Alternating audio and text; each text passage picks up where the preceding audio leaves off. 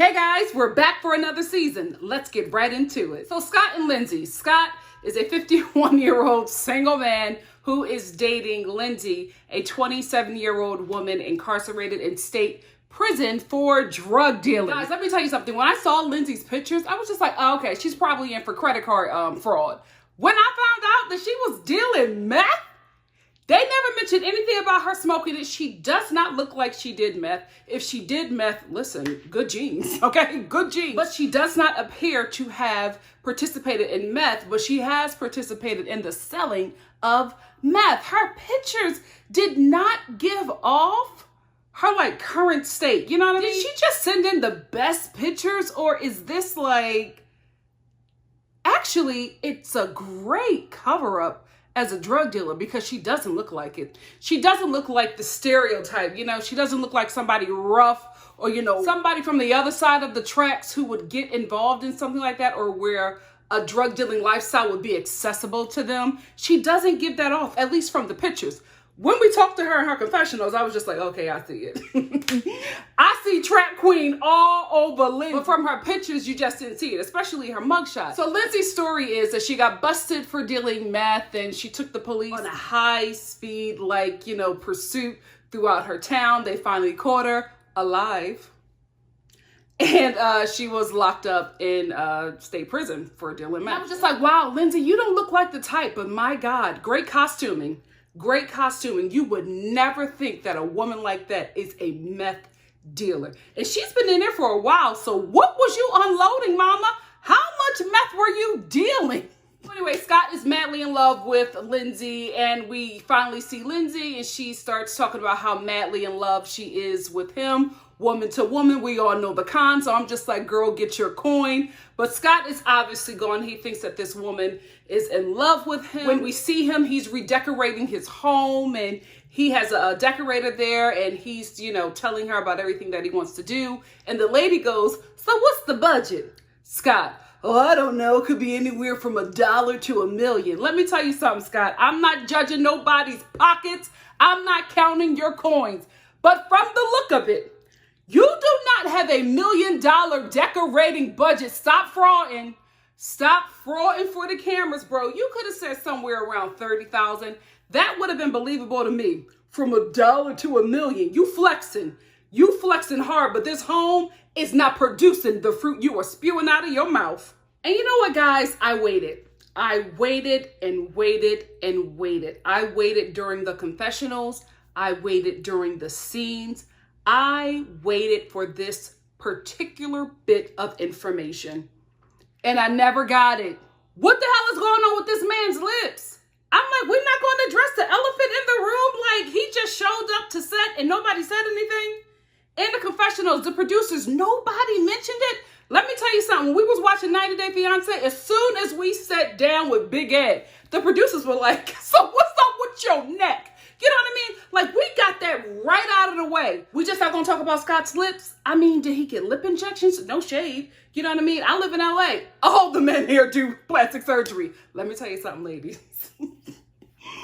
Your favorite male celebrities, fresh off the surgeon's table, they get cut up, shot up, whatever they need to do to keep it cute, they do it. There's no shame out here, right? So I'm not judging. I'm just like, we're not going to talk about it. So you have a huge top lip. Now, was he assaulted? Did he do lip injections? Does he have an allergy to peanuts? Like, something is happening here. But we just never talked about it. I was like, okay. So this man is going to sit on my screen serving Lacey, and nobody is going to address the lips. Okay. Sad to say, but I feel like one of them little trashy reality websites is going to find out the information, and one of y'all going to tell me. Listen, I ain't hating. Share the tea. What's going on with the lips? Oh, God, I hope it's not like no terminal disease and then I feel Nikki, he got cancer on the upper lip, and now I'm sitting over here feeling bad for addressing it. Oh. Maurice and Jessica, let me tell you something. I say it every season and I mean it. This show has great casting. Great casting. They find some of the craziest characters you could ever imagine. The weirdest coupling they find for this show. And I would like to make a note that a lot of their like cast members are from Vegas. I'm telling y'all, Vegas is fun for that strip. You go there, you visit, you have a good time, you get in and you get out. You cannot do more than 3 days in Vegas. Everybody who has traveled to Vegas know what I'm talking about. But outside of that, when you start going into the neighborhoods, very scary. Very scary. I'm not talking poverty. Every place in America has poverty because we're capitalists, okay? Somebody gonna have to suffer. It's so sad. It's so true. So I'm not just talking about that. It's something not right. And I'm not saying it about all of Vegas. I'm just saying there's a lot of like reprobated minds that's concentrated in that area. Vegas gives me West Coast Florida. That's what it is. You will find out some of the weirdest things happening in Vegas. Not all of Vegas, but I'm just saying. The fact that this show gets a majority of their cast from Vegas tells me everything I need to know about Vegas. Stay woke. Okay, so Maurice and Jessica. Jessica, Vegas. Give me Vegas. Something is like little off about Jessica. Let's tell the truth and shame the devil. She is the baby of her family and she is currently married. She married this dude in prison to Maurice, a black man from Compton. Girl, this gonna be good. This gonna be good. So she met Maurice on Plenty of Fish. How the hell did a felon get on Plenty of Fish? Not even a felon. He was in prison when he opened up this dating site. They don't have any screening. Like, if you're currently incarcerated, you can't get on the site. Something like that. Nothing. Anyway, so they met on Plenty of Fish and she just fell for him. She, he looks cute. Let's tell the truth and shame the devil. Maurice is easy on the eyes, which makes me a little concerned, Jessica. I don't think... I'm gonna be real. Let me be real. This is my people. Black woman to mesmerize white woman. He not gonna stay. He not gonna stay. Maurice is fine. He got cute little body, nice little voice. I'm just telling you, you are going to take care of him. You're not gonna be able to keep him home. You just not. He does not seem like the kind of guy. Looking like that, who gonna stay? Who gonna stay? I need to see the baby mama. See, girl, you about to get into some stuff. Because if the baby mama is a sister or Latina from Compton, get out. Ha! Get out. You not prepared for that. Even if you from Vegas, you not ready. So Maurice, fine Maurice. Girl, you not gonna keep him home. I'm telling you right now, Jessica. No tea, no shade. No tea, no shade. You're just not going to be able to keep them. No shade, no shade, no shade. Just, tea. Anyway, because God is working on me. I was about to say something, but I'm like, no, we're doing better in 2020. Even though it's burning down, we're still going to come out good.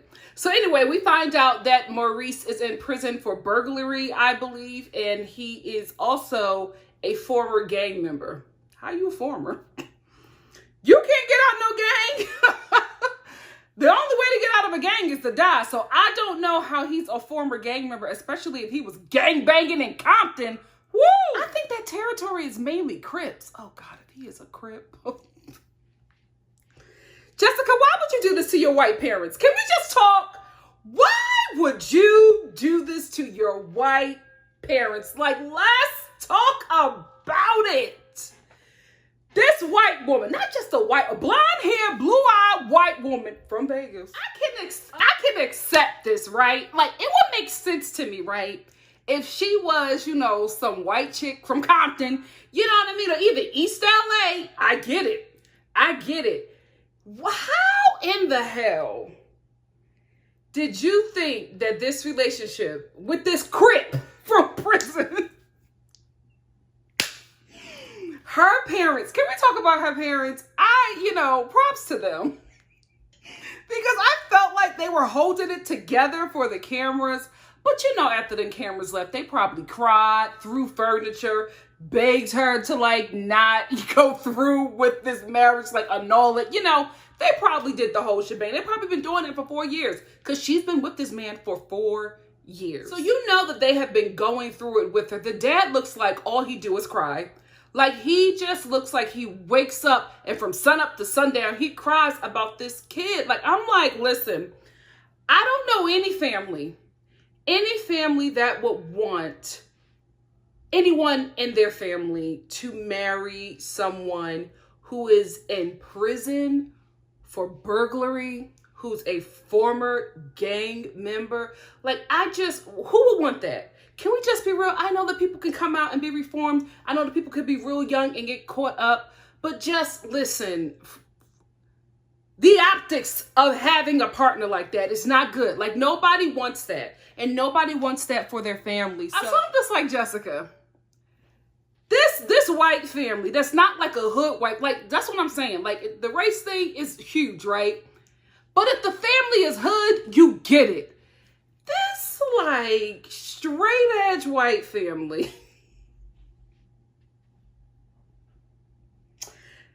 is about to have a family member who is a black gang member who just got out of prison for burglary. That's a lot. I ain't even going front. That's a lot. That is a lot to take on for any family. But the racial optics of this is a lot. It's a lot. But the parents are doing the best they can on camera. We all know how they handle this outside of, the cameras. The only one who I feel like in that family is keeping it real is the sister. The older sister was like, oh, hell no. Oh, hell no. Black is enough. A felon? Gang member? I'm done with you. She cut her sister off. Like, she has not talked to Jessica for 4 years. You know what? You know what? Can I be real? I hope she ain't watching this, but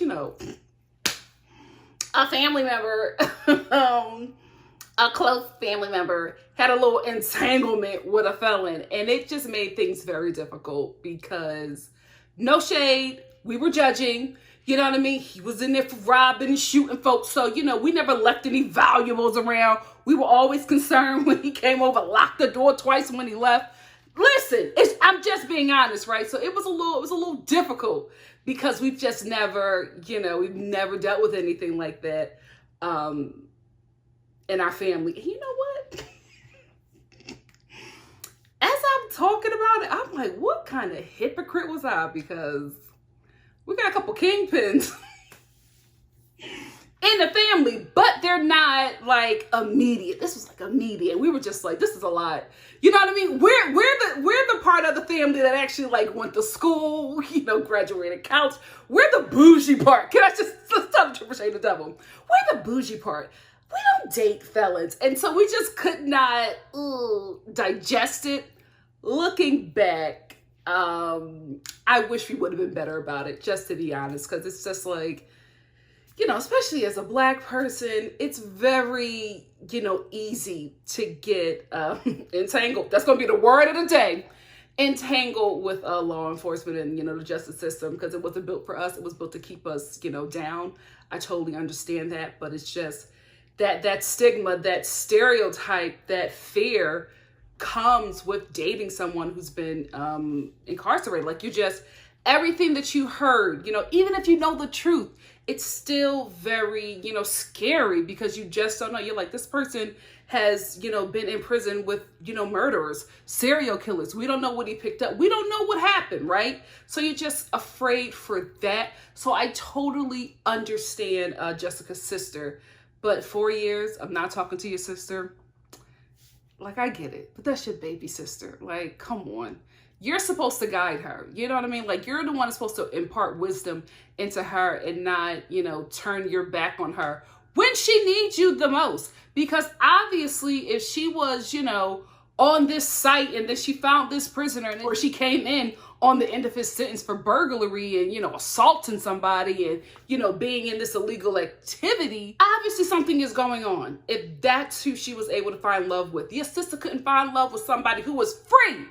She looked for somebody who was incarcerated. I'm not judging people who are with people who are incarcerated. I told you right now, I know somebody who married somebody in prison. She met him outside. They were a great couple. You know what I mean? He just, sold drugs to a cop. So, so that stuff happens. But I'm just saying, when you find love with someone who is incarcerated in prison, I'm not saying something ain't right. I'm just saying that there's something going on there where you feel that this is it. Not anybody who is free, not anybody who hasn't, like, broken the law or robbed the bank. Not that, but this person right here, this is the one that you are hitching your life to. Something is going on there. So I just felt like Jessica's in a place where she needs her sister. And she desperately desires that relationship, because when she drives past her home, she's like terrified. She's terrified of seeing her because she knows that she disappointed her, but she also really wants to see her sister because she misses her. So it's just this is sad. It's a really, really sad story that's going to be, unfortunately, very juicy, because when Maurice gets out, oh my goodness. If anything, I think this might bring the sisters together, because I do not see this relationship working. I do see Maurice breaking this off. I don't see Jessica breaking this off. I don't think that she knows that she's a con. That's what I believe. I believe that Jessica was a con for Maurice while he was in prison. He needed somebody to hold him down, to take care of him, and Jessica was that person. I don't believe that she will be able to keep him. I do not believe. I think as soon as he get out of prison, he gonna wow. He gonna wild out. He's still pretty young too. You know what I mean? Like, if he has been gangbanging for a very long time, especially since he was a kid, man, it's gonna be a lot of therapy. That's gonna be a lot that this man is gonna have to endure to get that out of him. You can't change that in him within a couple of days as soon as he get out of prison. So I just don't see this going well for Jessica. The only person it will go well for is us, unfortunately, because it's gonna be great TV. It's gonna be great TV. Jessica! You cannot hold him. Christiana and John. Christiana is scamming. She is scamming John, because ain't no way she is madly in love with this character from Schitt's Creek. Ain't no way. Ain't no way. So John, I had something else I wanted to talk about, but for some reason, this is at the top of my head when speaking about John. Y'all, who got the tea? How native is John? I know that he said that he is half native, right? But then we find out that John is a scammer, a professional scammer. And I'm like, are you also scamming your faith, your identity? I wouldn't put it past him. I'm just saying, he gives me full-blown colonizer. I don't get native from him. I could be wrong. I really am, but I could be wrong. Who got the tea on John? I could ask my friend. My friend is Black and Native American, and I'm telling you, she don't play with that. She don't play you claiming Native. She be like, so what's your tribe? Like, she just goes into it. What's your, do you have a certificate? It's something that you have to prove your Native. Like, she does not play with that. But she also don't watch this show. And I feel like me asking her, hey girl, can you check this man on Love After Lockup and see if he is really native? I don't know. John, I'm getting something. I'm getting something from you. And I could be wrong, but he led with that too. He led with that. I'm half native and I'm practicing my faith. I'm not saying that that's not how natives are. I'm just getting something from him. Anyway, I think that this couple is scamming. I think that this couple is scamming identity, probably for a check they getting. He's a scammer. Okay, guys. I'm just saying, I get scammer from him. He could be 5% native, right? That could be true. But the half native and claiming other heritage, I'm like, I'm getting scammer. So we have this scamming couple where one is scamming identity and another is just scamming banks and people, whoever they can get. So Christiana calls him, and I was just like, so this is how she scams this dude.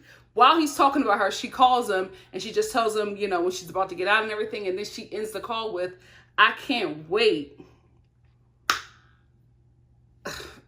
to suck you. I can't even say it. I wasn't ready for that comment. Can we be real? Like, I wasn't ready for that comment. And I was just very thrown off and a tad, disgusted. Because it was a lot. It was a lot. And I just felt like I shouldn't have been on that phone call. I was like, oh, you can't. What? That's how she got him, y'all. That is how she got him. Telling this man all this stuff she gonna do to him. Let's be real, Christiana. You are not anticipating sucking on the musty balls. Let's be real. Don't give me that he's the most sanitary person. From the looks of that kitchen, it told me everything that I needed to know about his balls. So you are not sitting up in prison fiending the musty balls. Let's tell the truth and shame the devil. She's scamming. but I think she got the right one because he's a professional. This couple is going to be interesting. I just feel like it's scaring me. I think that this couple is just going to try to out-scam each other. Good TV. Great casting this season. Great casting. Can we also talk about the fact that this man has been married? Married 4 times. Engaged 3. He has so many kids, he can't even remember their name. John. Musty Balls John. 4 wives. 3 engagements. 8 kids. I don't know if he's been in like 8 vaginas, but I mean, wow. Wow. Really? So you're the Denzel Washington of your city? I can't believe it. I can't believe it. Y'all think I'm joking when I say the bar is in hell. I got proof all up and down this show. All up and down this show. The bar is in hell. And 90% of the female population is diving for that bar. This is upsetting. Upsetting. Okay, so John, King Lakota. Let me stop because he might end up actually being native and I'm gonna feel bad. But I don't think I'm wrong about this one.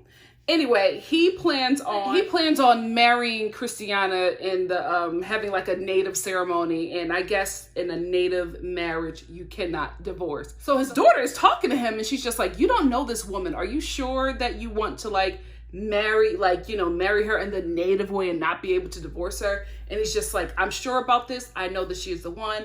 I want to marry her forever, and we're going to get married the native way. What he plans on doing is proposing to her when he picks her up, and then, marrying her right then and there before he takes her to the halfway house.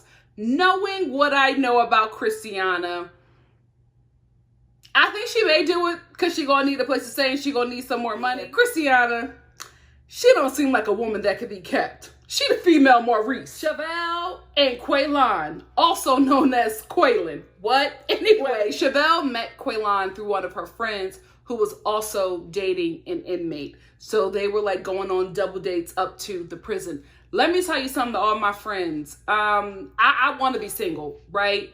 When I get out there and I start looking, don't recommend no inmates. What kind of friend? Where are you at in your life where your friend is like, you know what? It's not working out with free men. Let me recommend a felon. Like, let me recommend somebody who's locked up for Lord knows how long. Like, what? How does that happen? Let me stop. I know some, you know what? I feel like I'm being judgmental. You know what I mean? Because I'm starting to think about the people that I know who are dating inmates. But it's like, what? You know what? Let me think about it, right? Instead of just, saying, oh, girl, something is wrong. I think it's the fact that women, let's tell the truth, women tire of men very easily because men are a lot. Men are not raised to be bearable partners. Let me clarify. When women get into relationships with men, instead of becoming a partner, they become a second mom. You know what I mean? And a lot of times those relationships take a toll on you because it's so much work. And then if you marry this dude or, have kids with him, you become a mom to 6 kids. And one of them is the baby father or the husband. So it's very tiring a lot of times to be in a relationship with a man because instead of becoming his partner, which is what you were when you were dating, you end up becoming like the second mom. So I'm thinking for these women who are dating inmates, I'm thinking that they get the best of both worlds. They get, the comfort of a man, even if it's by phone, but they get that adoration because this man is locked up. So he is going to be Prince Charming to you. He's going to tell you whatever, you want to hear. You get that security from the relationship and this like adoration from a man that you are attracted to. And then you go home and you have your peace.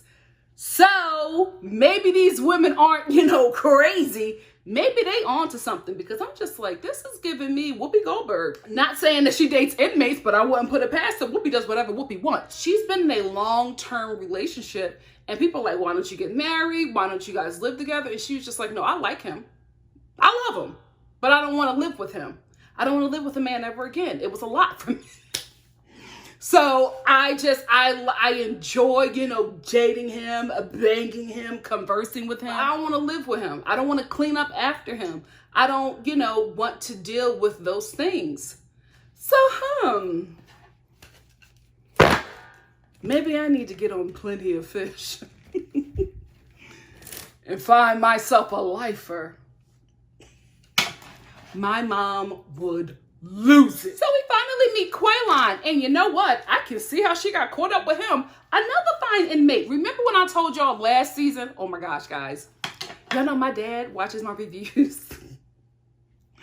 We were talking, and he was like, yeah, you know, I watched a few of your reviews. I understand, you know, that you said those things because, you know, that's the truth. That's the truth. I just, you know, wish I was a better dad. And I'm like, oh, I love you, but you were in prison. That's my reality, but I didn't know he watched them. So I'm like trying to be like very, you know, cautious with how I talk in here. I haven't been thus far, but because I'm remembering him, I'm going to clean it up. No, I'm not. Anyway, I remember visiting him, and I remember when I told you guys about this, the men in prison, absolutely beautiful. Like these, it was like the most attractive concentration of men were in this one place. And I was just like, are they locked up because they're criminals? Or are they locked up because they're uber fine and those cops were jealous that somebody was this beautiful walking around? Something ain't right here. Because why are all these felons so beautiful? And then, you know, like prison takes a toll on these people. So I'm just like, if you've been in here for 10 years and this is what you look like, what were you like when you were free? What were you like before prison? Like, I'm telling you, I understand why a lot of these women initially get caught up with these inmates. They're handsome men. Quaylon is one of them. Quaylon is one of them. We see him and he's very attractive. But he's also been in prison since he was 17 years old. And again, Chevelle, you're not going to keep him. He went in as a child. Though he's older, he's still that 17-year-old boy because that's when life stopped for him. He got locked up as a kid and went into freaking survival mode. When he gets out and there's like multiple women and just options and opportunities, I just don't see her being able to keep him. Now, if Quaylon was 47, I can understand. But I think he's like, what, 20, 23, 24? Chevelle, stop. You are an older woman with kids. Like, let this dude go. Let this dude go. He's a young guy. He went in as a kid. He is not ready to come out and be a husband and a father. Let him go live some life. And by the way he looks, he's going to live a good life. He's going to live a good life. Because I was like, ooh. Are you on Plenty of Fish? So anyway, Chevelle is talking about how she's so in love with this man. And I'm like, if you're so in love with him, why don't you know how to pronounce his name? You are sending this man thousands of dollars and you don't even know what his name is. Chevelle, what? She's another one. She gives me, I'm from Vegas too, because she don't seem quite right. You know, when she was talking about Quaylon to her family, they were all just like exhausted and disgusted and just very disappointed. But they gave me the feeling like they've been here several times with Chevelle. She just seems like the type of person that has made, you know, not the best decisions. And her family seems like they have always been there to support her. But I feel like at this point, they're just tired. They're just like, again, Chevelle, again. She's a sweetheart, though. I will give her that. She's a sweetheart, and she seems like she's a great mom. She makes poor decisions with men. Because this right here, I'm like, girl, if you really think you're going to keep this boy in the mind, man, you got another thing coming. And it seems like we're going to meet his mom next week. And it seems like she is the only one that has some kind of sense in this whole thing. She's just like, he hasn't lived any life. He's not going to come out and want to be somebody's husband. Makes sense to me. And she knows her baby better than you. Everybody's getting scammed this season. Destiny is an obvious scammer. She's not even hiding it. She is not even hiding it. So Sean, is he from Vegas? I think he's from Vegas. Makes sense. Cause girl. He is a father of 6. 6? Mm-hmm. A woman let him impregnate her 6 times. Hell, dive in to get it. Dive in to get it. Anyway, he is in love. Like, this dude is gone. He gives me Marcelino. He is really truly madly in love with Destiny. Unfortunately, Destiny is no Brittany. I don't see this working at all. Do I see any of these relationships working? The ones that I've seen thus far, I don't see any of these relationships going the distance. The only one that I think will take some time and go the distance before it dissolves is Maurice and Jessica. I definitely see Maurice, knocking her up, getting her pregnant, and their relationship turning into this like toxic relationship of, Maurice going back and forth between Jessica and his child, and Jessica using the child to get him. She gives me, who was that? Who was the white girl? I know the girl, Megan. I forgot the dude's name too. Megan, Michael, and Sarah. I definitely see Maurice and Jessica being, the Sarah and Michael of this season. Or next season, or whatever season she gets pregnant on, they are definitely going to have some Sarah and Michael toxic energy. I can just see it. Destiny is in prison for drugs. She seems to have a really bad habit because she has a ridiculous rap sheet. We find out about her rap sheet when homeboy goes to bail her out, because this is why he goes to bail her out. Or not bail her out, but he goes to see about the bail bondsman so he can see about how much money she needs to pay. I don't think this is restitution, but I think she got to put some money on her bail to be able to get out of prison. I don't know how this system works. I just watched this damn show. So, because I'm just like, it's a lot of bail, what is it? I don't know, but it's a lot going on for her to get out of prison. So she calls him, right, while he's at work. She calls him and she says, hey, can you go to the bail bondsman and see about my release date? He was like, well, why? Can I just go to the courthouse or the prison? Why do I have to go to the bail bondsman? She was just like, yeah, because I think you got to pay some money or something for me to get out. She don't think she know, but she called this con because she knows that he will do it because she's conned him before. So he's just like, oh, okay, so I go down there and what do I do? And she's just like, oh, you just got to find out, how much money you have to put down. And he was like, well, how much money is it? And she's like, I don't know, but it's probably going to be a lot of money. But just think about it, babe. It's going to be a down payment on the relationship. Oh, sweetie, you're good. You're good, Destiny. And sad to say, you got the perfect con because he is so up her behind. He cannot see that he's getting scammed. His freaking co-worker saw that he was getting scammed within 2 seconds of hearing the conversation with the girl. The bail bondsman was trying to help him out. He was just like, listen, if she messes up, you're going to be on the hook for $50,000. Do you want to pursue it? Before you even say anything, let's bring up her rap sheet. This woman has been getting locked up since 2009. How is she getting out? How is she getting out so many times and she keeps on getting locked up? She's been getting locked up for what? Over a decade. Destiny. Destiny is a criminal. She's a professional criminal. And this is what Sean is hooking his life to. You got 6 kids.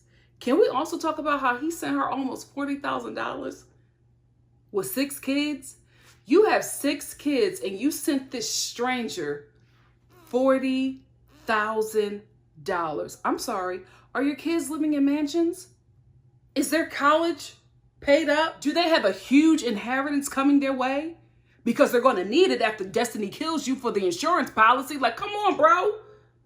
How are you giving this woman $40,000 and you got 6 kids? They better be living in a home. It don't even have to be a McMansion, but they better be living in a home where they each got their own room, where they have full medical and dental, where they go to private schools, and where there's a vehicle to take them to all their freaking extracurricular activities. If they're not doing all that, how do you have an extra $40,000 to give to a stranger? Hell.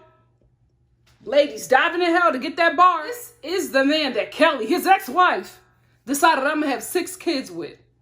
This fool that sends $40,000 to a stranger and not his kids. Kelly, if you're watching this, let me tell you something.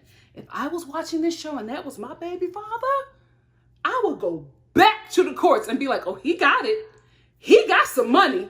He gave this woman $40,000 and he's only giving me $20 a week. So he has to have some more money. And while we're at it, up my alimony. Are you kidding me? When he said that, I was just like, wow. You said that with a straight face, no emotion to the camera. After telling us that you have 6 kids, what did you think our reaction was going to be, bro? Besides pure disgust. Bail bondsman is trying to tell this dude that this is not the one. Like, he can't say it, but he's trying to like give him everything that he needs to get out of it. Because even when he has his own little confessional, he's just like, listen, I've been in this business for a very long time. I know that just like Sean's father, people can change. But for the most part, when I see people who are not related to, you know, the felons or the prisoners that are about to get out of prison, when they're not related to them, and I also see a lot of them who don't even know them, I already know what's going on. I know they're getting conned. I know that I'm going to have to come after this person for the money because this, you know, scammer has conned them into paying their bill. Like, I already know what this is. He's like, I've seen it all the time for almost 20 years. So I'm not surprised. And he's just like, I don't know his story, but I wouldn't be surprised if he ends up like a lot of the people that come in and out of here. And it's very disappointing. Very sad that this man is hooking his future to this woman because his dad, you know, made a turnaround. A lot of people come out of prison and do better. Destiny, not one of them. Rap sheet, as long as Nicki Minaj's weave, Destiny is not going to make a turnaround. Not today. Not today, especially from that phone call. She's not done scamming. She has to hit her rock bottom. Destiny ain't hit it yet. She's calling you from prison scamming. She's in prison. Still about that bull. She not ready. She is not ready. She may change one day, but baby, not today. And that is why you were on this show, because this woman is going to take you through the ringer and we are going to watch it, and WeTV is going to get amazing ratings because of it. Welcome to show business. That's all I wanted to talk about in this episode. What did you think of this episode? Let's talk about it in the comment section below. And if you like what you see here, please like, comment, subscribe, and share. And I will see you, if not Friday night, Saturday afternoon for the following episode of The Real Housewives of Prison. Love her, the Lockup. Love you guys. Bye.